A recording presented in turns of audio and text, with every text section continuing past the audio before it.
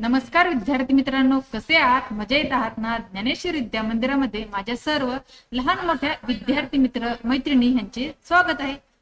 विद्यार्थी मित्रांनो, तुम्ही आपल्या चॅनलवरती नवीन आहात का?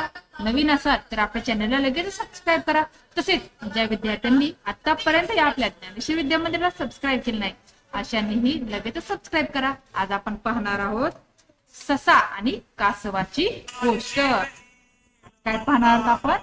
ससा आणि कासवाची गोष्ट. ही गोष्ट आहे ससा आणि कासवाची.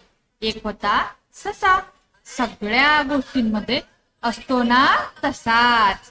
गोरा गोबरा, मऊ, लांब कानांचा, मण्यासारख्या लाल चुटुक डोळ्यांचा आणि टुनटुन उड्या मारत झटकन पसार होणार. एकदा एका कासवाशी त्याची मैत्री झाली. पण कासव होत हळू, जसं नेहमी असतं तसंच. दोघेही एकाच पालकच्या मळ्यात कोवळा पाला खायला जायचे. ससा कासवाला म्हणाला, किती रे तू हळू? कासव म्हणाल, पण तुला माहिती आहे का, सगळ्या गोष्टींमध्ये ना मीच शर्यत जिंकतो. सशाला त्याचं हे म्हणणं जरा आवडलं नाही. नाक मुरडत ससा म्हणाला, मग काय भाऊ, लावायची का शर्यत? परत एकदा या समोरच्या डोंगरावरच्या त्या आंब्याच्या झाडापर्यंत. कासव म्हणाल, हो, पण जरा मला सराव करायला 2 दिवसांचा वेळ लागेल. तुला चालेल का? सुसोबा म्हणाला, ठीक आहे, मग रविवारी सकाळी 9 वाजता इथेच भेटूया. शर्यत ठरल्यानंतर ससा तडक त्याच्या आजोबांकडे गेला. त्यांना म्हणाला, हे काय हो आजोबा, प्रत्येक गोष्टीत कासवच शर्यत का जिंकत? मला ही गोष्ट खोटी पाडायची. आता काय करू ते सांगा. सुसोबाचे आजोबा त्याला म्हणाले, बाळा, जर न थांबता धावलं ना तरच जिंकता येईल शर्यत. आणि झोप तर अगदी वर्ज्य. मी झोपल्यामुळे शर्यत हारलो होतो. ससा म्हणाला, ठीक आहे, मी लक्षात ठेवीन आणि शर्यत जिंकूनच दाखवीन. रविवारी सकाळी ठरलेल्या वेळेवर कासव आणि ससा यांची शर्यत सुरू झाली.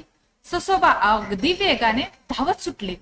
कासव ही निरनिराळ्या युक्त्या लढवत, कधी घरंगळत तर कधी वेगाने चालण्याचा प्रयत्न करत निघाले होते. अर्ध्या रस्त्यात ससोबांना एक मोठी टोपली दिसली. त्यातून कोवळा पाला, गाजर आणि मुळे डोकावत होते. ससोबांनी अदमास घेतला. कासव अजून किमान 2 तास तरी त्यांच्या आसपास फिरकू शकणार नव्हते. ससोबा झाडाच्या सावलीत बसले आणि टोपलीतला पाला, गाजर खाऊ लागले. टोपलीतल्या वस्तू संपत असताना ससोबांना एक छानशी गोल चमकणारी वस्तू दिसली. ससोबांनी ती आपल्या चेहऱ्यासमोर धरली. तो एक आरसा होता. त्यांनी यापूर्वी ही वस्तू कधी पाहिलीच नव्हती. पाण्यात अस्पष्ट दिसणार त्यांचं रुपड इतकं स्पष्ट दिसत होतं की ससोबा हरवले. ते त्या आरशात स्वतःला निहाळू लागले. लांब लांब कान, छानदार डोळे, मिश्किल मिशा, आपल्या चेहऱ्याच्या विविध मुद्रा पाहण्यात ते इतके रमले की शर्यत बिर्यत साफ विसरले. संध्याकाळी घरी जाणाऱ्या सूर्याचे किरण आरशात दिसल्यानंतर ससोबांना शर्यतीची आठवण झाली. ते वेगाने टुन उड्या मारत आंब्याच्या झाडापर्यंत पोहोचले. कासव तिथे त्यांची वाट पाहत होते. ससोबा स्वतःशीच तंतनू लागले, पण मी तर खूप पुढे होतो आणि आजोबांनी सांगितल्याप्रमाणे झोपलो पण नाही, तरी कसा शर्यत हारलो?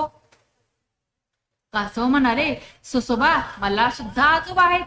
तू जसं तुझ्या आजोबांना विचारलंस ना, तसंच मी सुद्धा आज विचारलं आणि आम्ही दोघे ती भाज्यांची टोपली आणि आरसा कालच रस्त्यात ठेवून आलो होतो.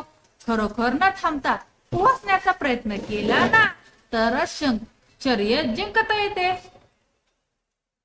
तात्पर्य, प्रयत्न केला तर यश मिळते. मुलांनो, ससा आणि कासवाची ही नवीन गोष्ट तुम्हाला आवडली का? गोष्ट आवडली असेल तर गोष्टीला जास्तीत शेअर करा. चॅनेलवर नवीन असणाऱ्या चॅनेलला सबस्क्राईब करा. धन्यवाद.